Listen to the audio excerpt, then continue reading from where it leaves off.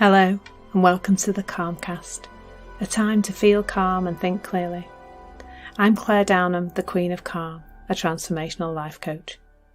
I was a burnt out head teacher who finally made the journey to calm after years of trying, and I want to prevent you from having to do the same. The Calmcast is a series of short explorations, gently guiding you back to your natural state, which is calm and clarity. Just listen like you would listen to music, with an open mind and curiosity.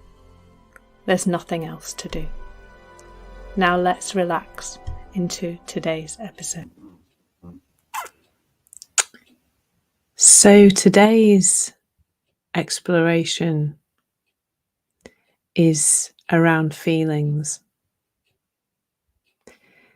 because I think for much of my life I misread those feelings, and I suspect you might be doing that too. I think most of the human race is doing that most of the time, but it's not anybody's fault. That's just what we've learnt. It's what we've been told about our feelings.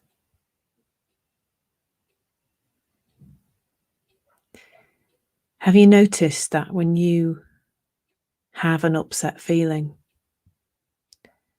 you tend to react to the world?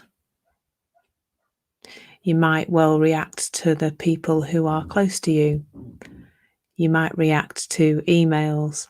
You might react to your boss.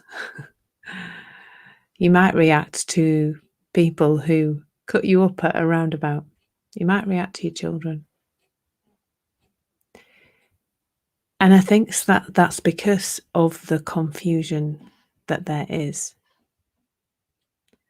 The idea that those things I've just described, those circumstances, those other people, those situations, that they are what are creating your feelings.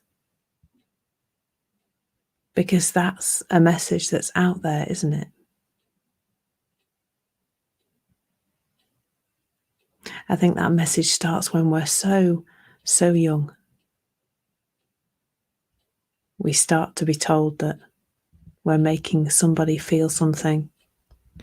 We're perhaps told that you'll feel better when this has passed.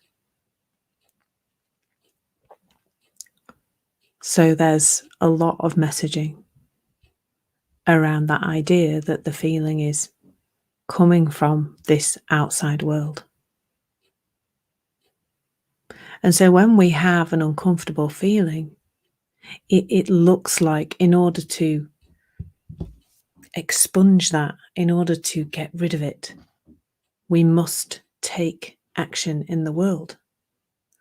Fix the world, sort it out, make that person stop doing that thing, beep our horn at the other driver, shout at our children, leave our job even, because it's that boss, isn't it, that's creating your feelings.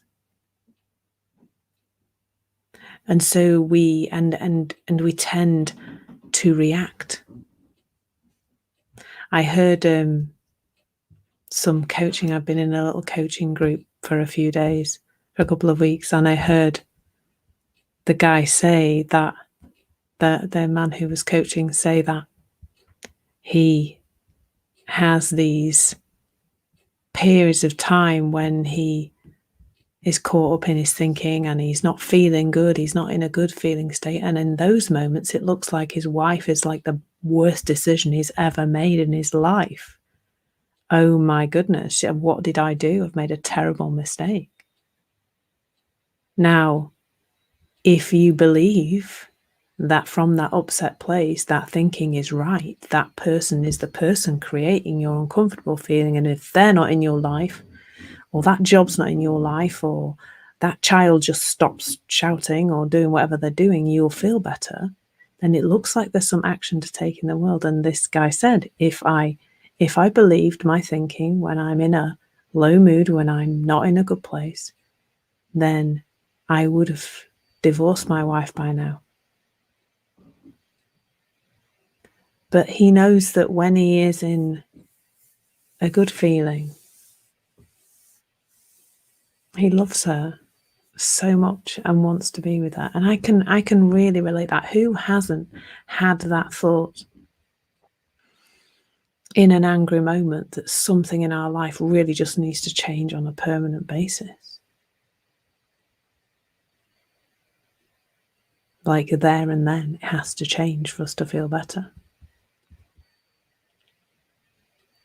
But do you know what I've just thought is that I think everybody has seen this in some way, because there are lots of marriages going on despite the fact people have had the thought they might like to divorce their other half.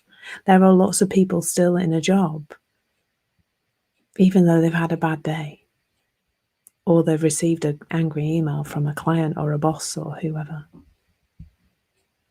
So there's something there. There's something that I think lots of us have already seen. We've already seen that, oh yeah, I was just in a bad mood that day, and I that's not a good place to make a decision from. But imagine if you could see that all the time. And this morning I heard a lovely metaphor being shared by a lovely teacher called Dickon Bettinger. And he said, when we believe that our uncomfortable feelings are coming from outside of us, it's like looking at the warning lights on our dashboard and believing that's coming from the car next door in traffic, or lots of the other cars outside us. And that's a confusing place from which to live life, isn't it? It's a misunderstanding. That feeling isn't coming from the car that pulled out in front of you, or the driver of the car that pulled out in front of you at the roundabout. It's not coming from your partner. It's not coming from your kids. It's not coming from your job or your emails or a particular email or your boss.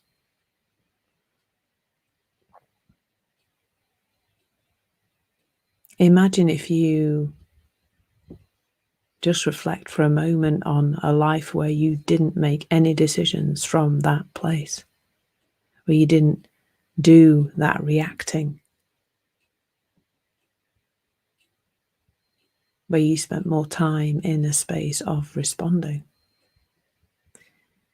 And I would love you to see that that is available to everybody. Like I said, I think we've all seen it, haven't we? For me, it's become almost like a way of reading myself. So I've, had my phone in my hand about to punch the keys. I don't have keys anymore, phones, about to press the buttons, press the screen to send a message, an angry message in response to something that's come in. And there's something in me now that goes, oh, yeah, that's not what's going on in here. You're feeling that. What's going on in your head, in that space, there isn't space. That's not a good place to communicate with somebody. And I don't do that consistently, by the way.